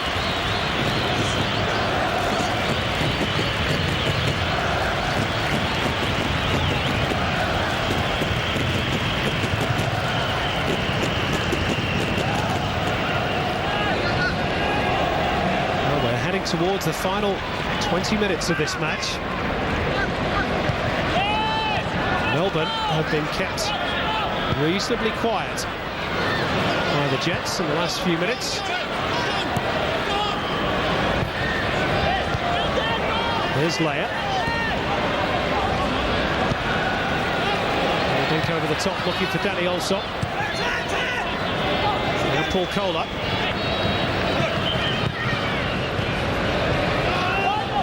It's a bit aimless for the Jets, and we're told that Mark Bridge is going to replace goal scorer Milton Rodriguez for Gary Van Egmont's team in a moment. There he is.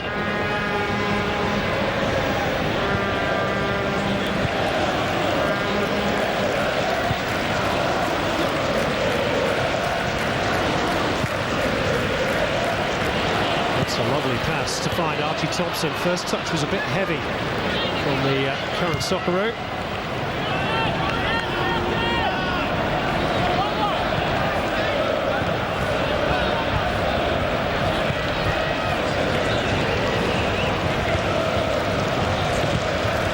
To work very hard, Melbourne victory. And Newcastle just dropping off into their own half, and they start pressing from around this area.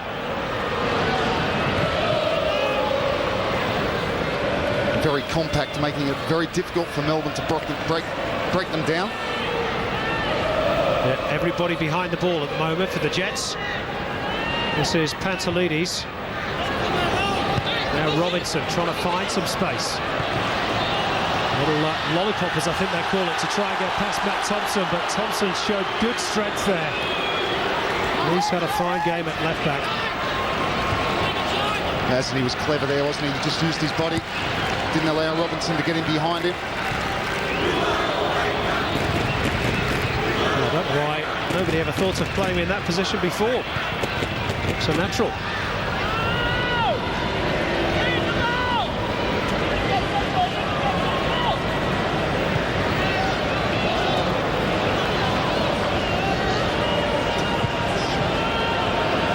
Robinson. Also, Thompson waits in the middle. Too deep. Right idea, just too heavy. Maybe he played it just a fraction too early. Archie Thompson making a run towards the middle of the goal from the penalty spot. They just look a bit frustrated at the moment, Melbourne. Gary Van Egmond makes his second change of the game. And although they won't be able to make themselves heard, it's a standing ovation from the Newcastle fans, at least, for Milton Rodriguez. And some Newcastle supporters, I guess, watching the game or here might have been surprised to see Rodriguez replace Bridge in the starting 11 today. Gary Van Egmond's certainly come up trumps. Of course, Bridge has been excellent in recent weeks.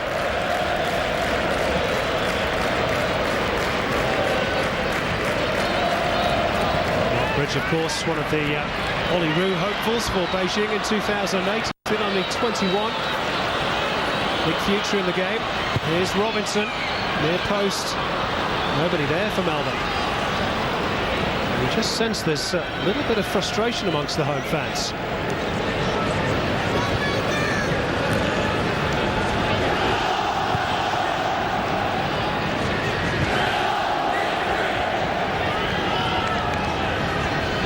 Thompson, who's slowed down to a jog.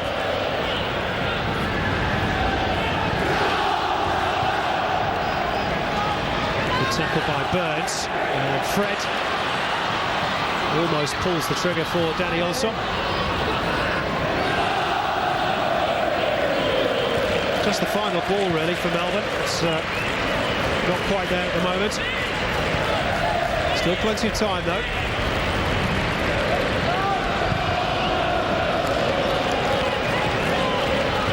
Slightly wayward pass there too by Paul Kohler. Not often we've said that today.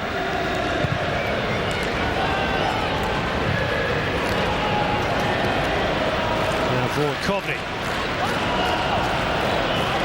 First touch for Bridge. Trying to tease and torment the Melbourne defence into giving him a metre of space. It's Robertson who pokes it away in the direction of Fred. Thompson not quick enough. Allowed Steve Eagleton to nip in.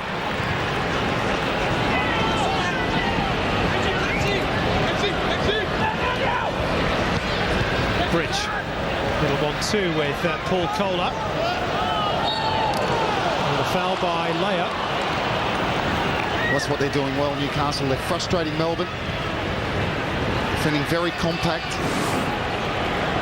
Defence not sitting back on the 18-yard box. They're coming up to 35 metres from their own goal. And when they win the ball, so there's the foul on Kohler, when they will win the ball, they break. And they break with numbers and they break with purpose.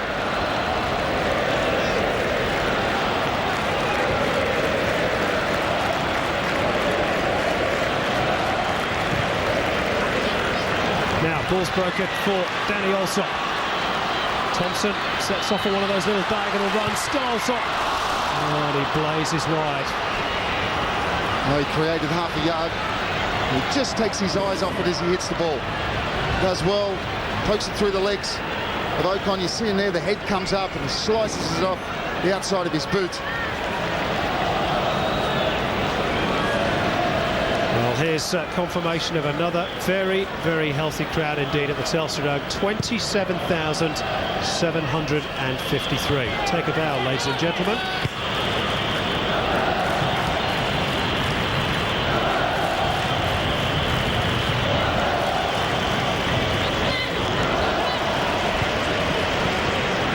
That's a fantastic crowd again from Melbourne. And I think the next time they play at home, there might be a few more than that. Do you think so? Against Sydney? Foul by Vargas meantime. Now Vargas, of course, got a yellow card in the first half, and Matthew Breeze may just remind Rodrigo Vargas of that fact as we watch the replay. It's maybe just a little nervous that Breeze was going to go into his top pocket again. Meantime, as we look at Vargas, Steve Eagleton has picked up a knock. Boos around the Telstra Dome.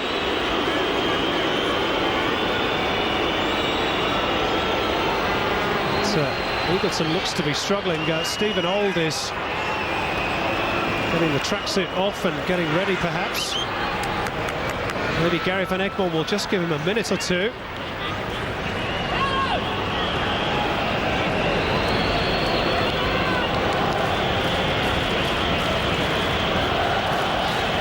Maybe just see whether Steve Eagleton can run that injury off. Meantime, free kick for the Jets, dangerous position. Nicky Carl to drive it in. And it comes off Grant Brebner, I think, and behind for a Jets corner.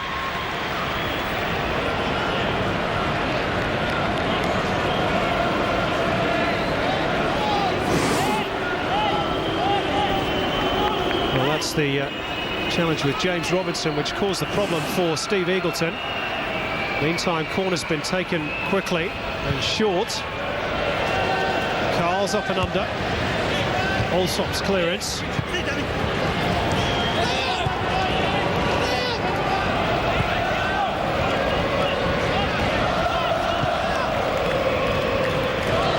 Hook on down the line for Bridge. Support from Griffiths. Tackle by Mark Burns. Corner ball.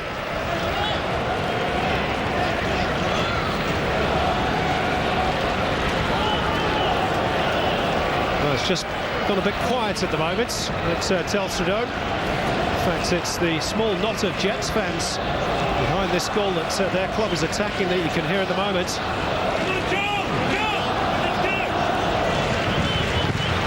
Jets third quarter. Griffiths, long ball.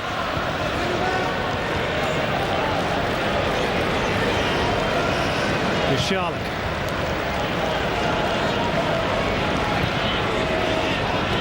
Now Nicky Carl. Round Vargas. Carl! Oh, grazes the crossbar. How did he manage to get it on target from that angle? Wonderful skill again from Nicky Carl.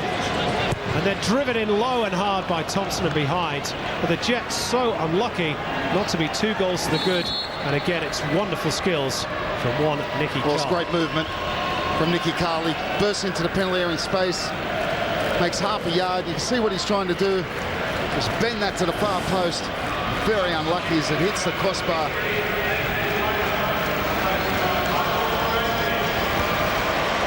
Well, Adrian Leia, as you can see, is making way for Michael Ferrante. So let's throw the dice for Ernie Merrick with his third change.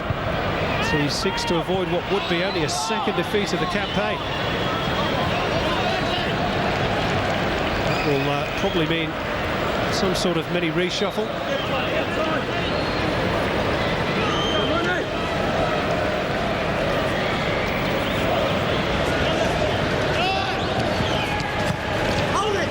There's less than 10 minutes to go. This is Bridge.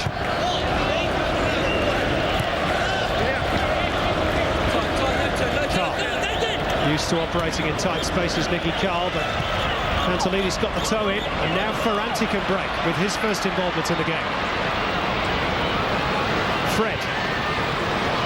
Looking for the run of Archie Thompson, but again, good covering by Jade North. Not a bad ball either. Joel Griffiths, 2 defenders with him. If he can get between them, the Jets could be in here. Across. Oh, I thought that was going to be an own goal for a moment. In the end, it's slid behind by Mark Burns, and it'll be a corner. Oh, what an important interception from Mark Burns. As Coveney had an easy chance, stroke the ball into an empty net. Great play from Jade North at the back, wasn't it? Cut out a dangerous ball towards Archie Thompson. He released Joel Griffiths, sliding the ball across, and an important piece of defending from Mark Burns. But since Newcastle scored, Melbourne have been frustrated. Lacking a bit of invention.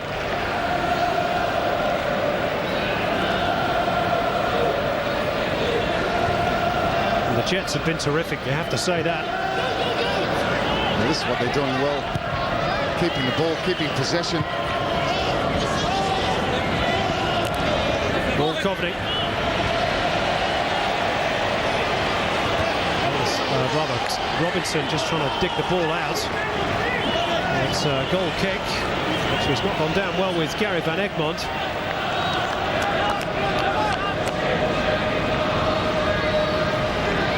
I'll tell you what, if they do get into the 4, Newcastle Jets, and of course there's still a long way to go, on the strength of this performance, they could be a real threat.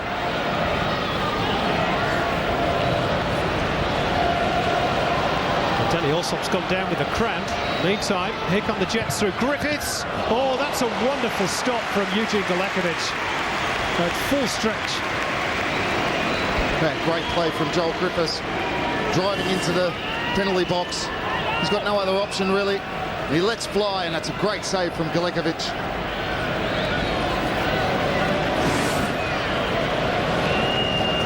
Newcastle looking the more likely to get a second rather than Melbourne getting an equaliser.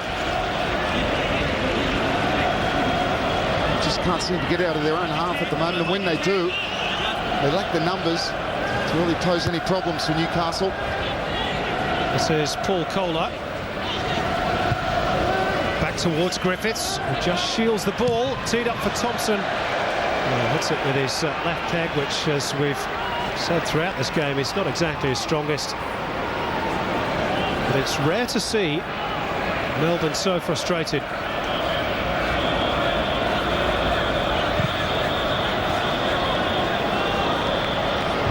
Injuries have perhaps played a part. Missing the drive of Muscat in midfield, of course.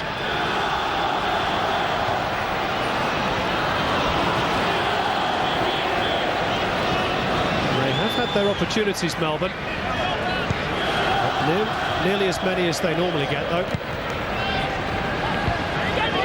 Oh, and you have to give credit to centre of defence in particular as well, Paul Ocon and Jade North. And that is the position I prefer Jade North in, I must confess. He plays a lot of time at fullback, and of course he can play there. He's so good in the heart of defence.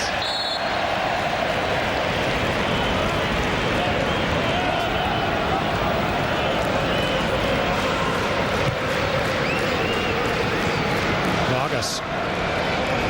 Also beaten by Eagleton. Newcastle winning every 50-50 ball at the moment. And Eagleton's down with another problem. Oh, I don't think there's been any doubt that, particularly since they scored, Newcastle have been the better side. They've dominated the midfield, and whatever you say, Cifuente coming in there, slightly with the studs showing, certainly going for the ball. Mushalik and Kohler really bossed that midfield. And with Nicky Carl, who's been dropping in there to outnumber the Melbourne midfield. They've missed Muscat today. Matthew Breeze just urging them to get on with the free kick.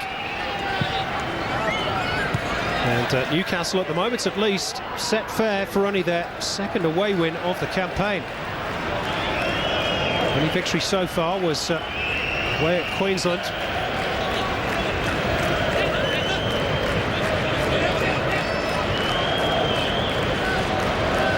Thompson was eventually outnumbered. Nicky Carl now in a bit of an arm wrestle with Pantelides. They're fighting hard for every ball. And Joel Griffiths has put that in about row Q.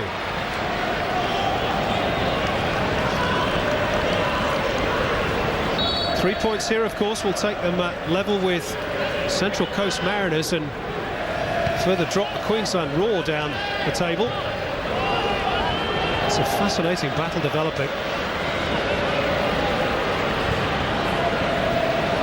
And Perth yet to play, of course. And complicate matters further in respect to the top four. Yep, they're not out of it yet by any means. This is Brebner. Oh, Brebner, and it clipped the base of the post. Well, it seemed to move in slow motion. Lechevsky was scrambling across and thinking that that shot was going wide, and grabbed Brebner, who scored against Perth from a similar sort of range. Clips the base of the woodwork. And Lechevsky just seemed to move late. It's half a yard, Brebner. He certainly mishit it. He struck it into the ground, but what it had was direction, and Lechevsky maybe moving late.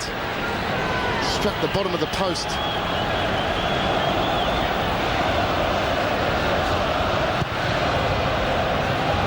Talk about that top four. Of course, if Newcastle hang on here, of course, they'll be equal with the Central Coast Mariners, as you said. Respect to Queensland, expect to see more from them. Really difficult to judge the impact Farina can have on them. He only turned up 24 hours before their first game, and of course, they were doing quite okay against Sydney on Friday night. Until Chad Gibson got the red card and down to 10 men. Well, really spoiled the game for Queensland. I expect Farina has more time to spend with them. They will get better. Too many class players for them not to. Well, Gary Van Egmond is just trying to run down the clock a bit, I'm sure. It's also perhaps a wise substitution. Nicky Carl, of course, has had a great game. Adam DePuzzo will, I'm sure, just be told to go in there and Run. Think secure. Yeah, run.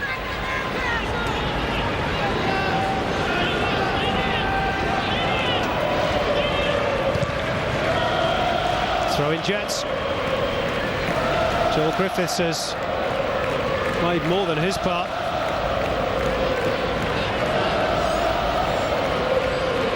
Well, we talk about that front quartet for Newcastle as an attacking force, but I tell you, the first line of defence as well worked so hard. It's a great reaction from last week's loss, where they must have been so disappointed to lose in the last second to Perth, but what a reaction here. The next two games for the Jets,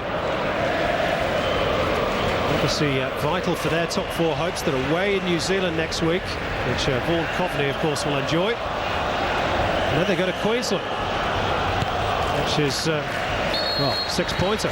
Simple as that.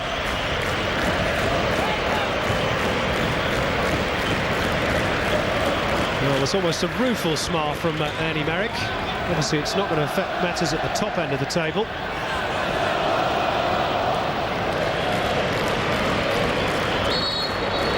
Well, certainly hasn't been a poor performance from Melbourne Victory. A long way from that. They've been frustrated since Newcastle took the lead. They did have their chances before. One just on half-time, noticeably Alessandro. Danny Allsop had one, of course, in the second period, and Brebner's clipped the post. But overall, as we get confirmation that there'll be 3 additional minutes, I think you can probably just about say that the Jets have deserved this 3 points, if that's the way it finishes up.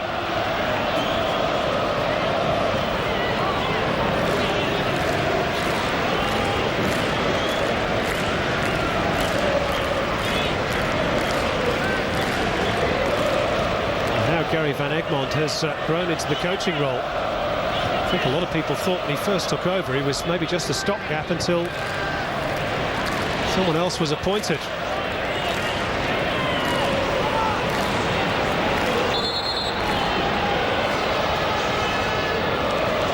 But he's done it his way. And his way so far has worked.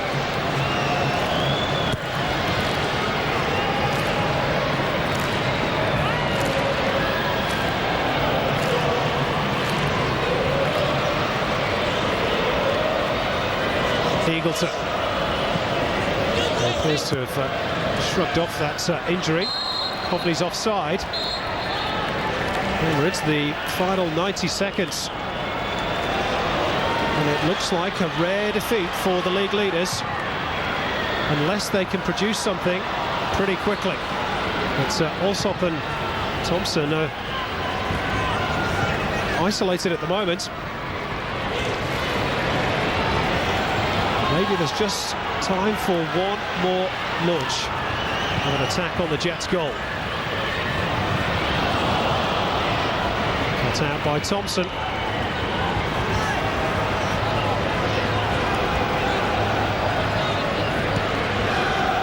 Eagleton. Griffiths trying to trick his way past Alessandro, but fouls the Brazilian in the process.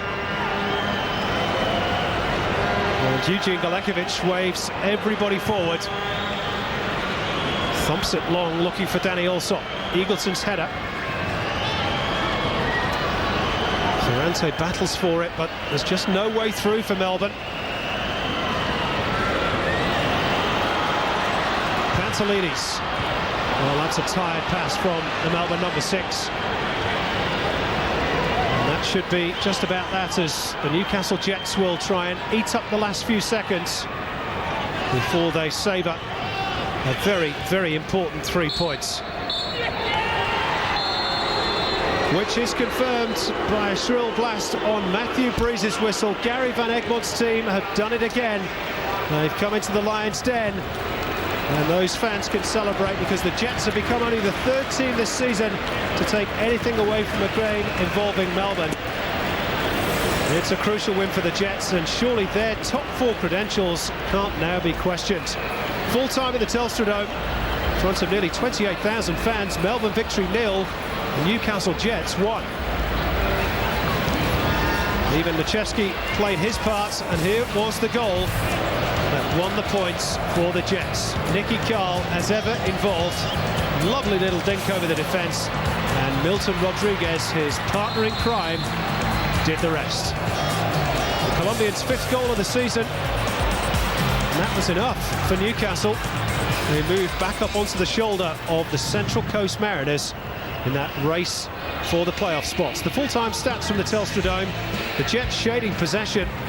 Melbourne had just about more time in the opposition half. 9 corners in the game. The Jets won that one too. 4 offsides, 21 fouls, and just the 2 yellow cards. It was a